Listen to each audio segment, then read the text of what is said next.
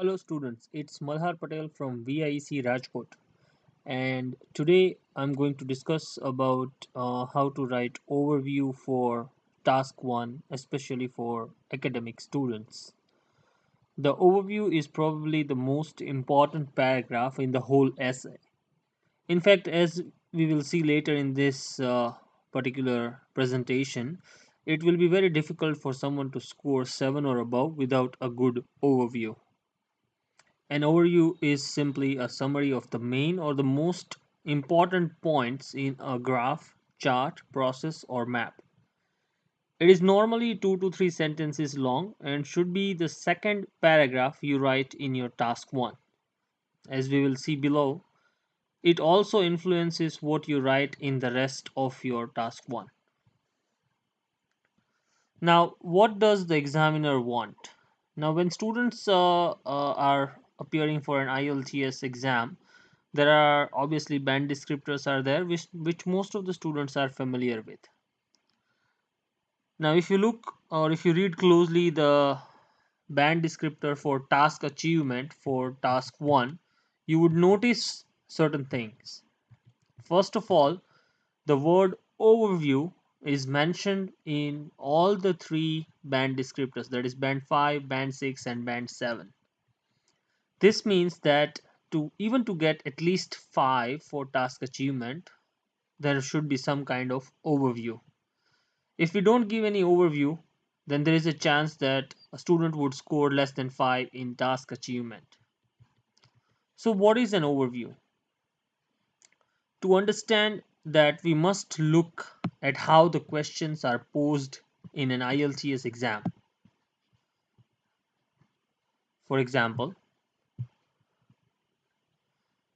this particular sentence: summarize the information by selecting and reporting the main features and make comparisons where relevant, is the most common of all the which is the most common thing in all the task 1 questions. We therefore need to provide a short summary of the main feature. You do this in the overview paragraph by picking out 3 to 4 of the most significant things you can see and write them in general terms. By general, I mean you do not support anything you see with the data from the graph or the chart. You just write about what is visually accessible. Now, let's take a quick example. So, this particular pie chart is about distribution of global wealth. Okay. Now, from the first instance that you look at it, you realize that superficially there are it's divided into 4 plus 3, that is 7 regions, which are Europe, Asia Pacific, and North America make up the majority, while North America being the largest. Africa, India, Latin America, and China make up a very small proportion.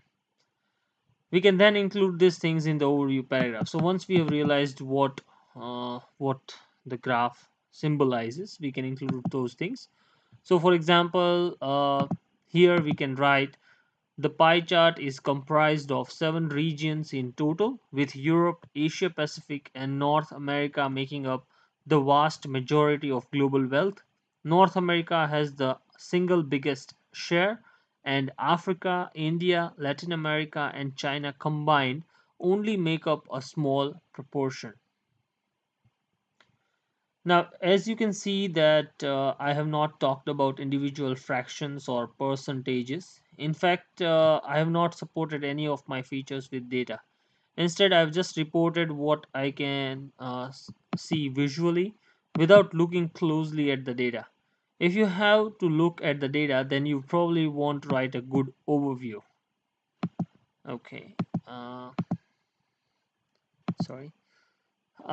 So obviously the important question is how to select the correct features. To understand this, first of all, we need to think about the different types of graphs and charts we might see. You can basically divide them into two different kinds. First one is dynamic and the other one is static. Now the one that we saw before was a static one. Let's look at a dynamic chart. Now this is a dynamic chart.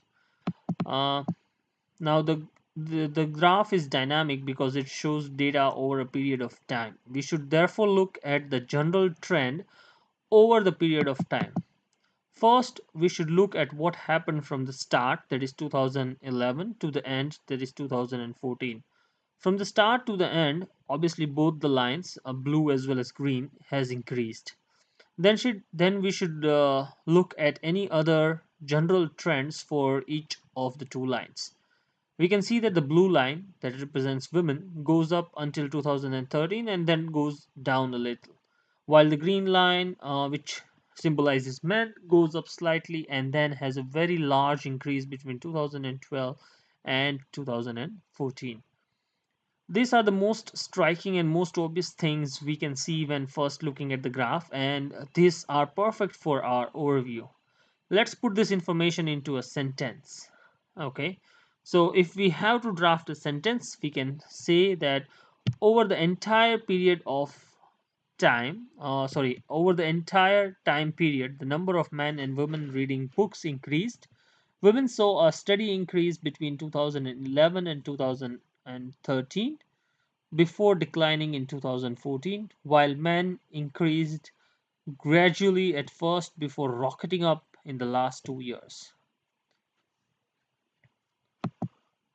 When we are looking at dynamic graph, we should be looking for what does the data do from the start to finish. Do they really go up or down, or do they fluctuate? Any significant difference from the general trend? Overall increase or decrease? Or are there any peaks or lows? Now let's look at a static chart again, and that is it. Okay.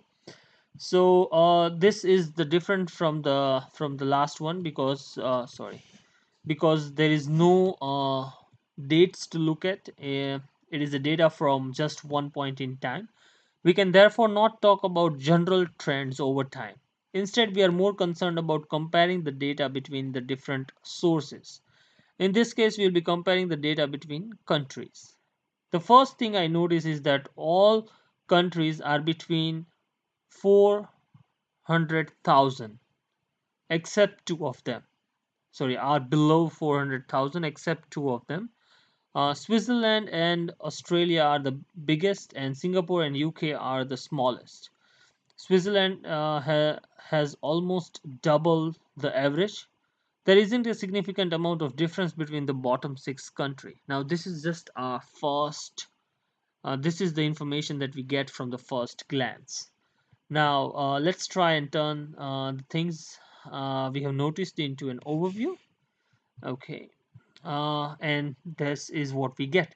The graph compares 8 countries with only a small amount of difference between the bottom six. Australia and Switzerland have the highest average wealth, with Switzerland averaging nearly double the value of the bottom two countries. Okay, the bottom two countries. When we are looking at static graphs, we should be looking for following things.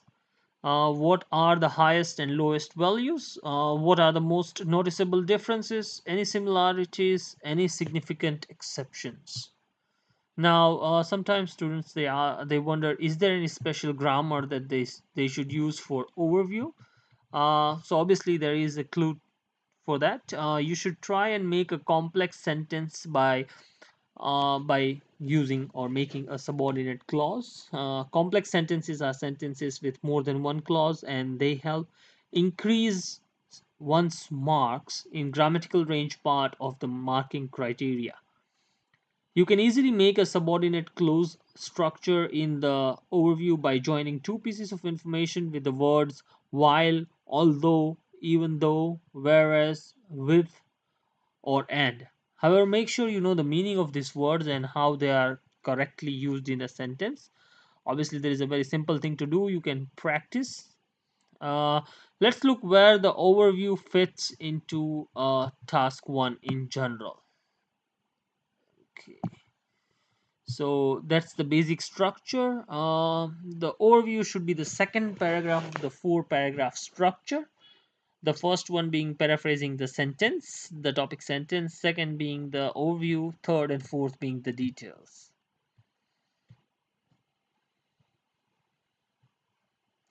Often advise students to write the overview before the details because it makes it clear to the examiner that you have identified the main features, and it also helps you write the details paragraph. In the details paragraph, you will simply take the statement you made in the overview and support them with the data. Uh, well, should a conclusion be included? Well, I don't recommend. No, conclusions are really a summary of what you think or your opinions. This is not an opinion task, and therefore you should not write a conclusion. You should save your conclusions for task 2. Let's take one more example.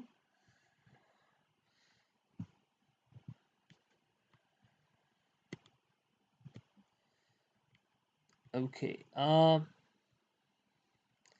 what we want to learn is that we need to identify the most significant, noticeable, or important features and talk about them very generally in the overview.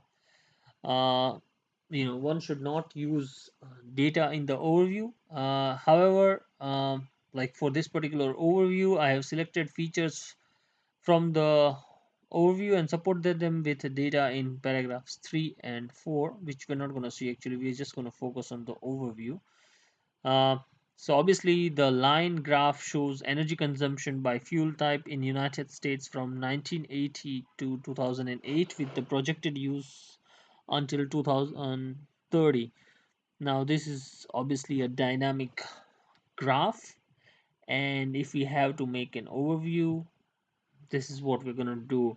So we can say that so I'm just gonna say it. Overall, fossil fuels have been the dominant type and will continue this trend into the future. Nuclear and renewable energy sources have represented a small but significant proportion of the total energy use. And despite small projected gains, it is projected that they will continue doing so. So that's the thing, like so they obviously we have clubbed things together. So we have clubbed fossil fuels, that includes petrol, oil, coal and natural gas, and the other threes are nuclear and renewable energy sources. Now that is how one is supposed to include pieces of information. So obviously I'll give you some time, you can read the this particular introduction overview.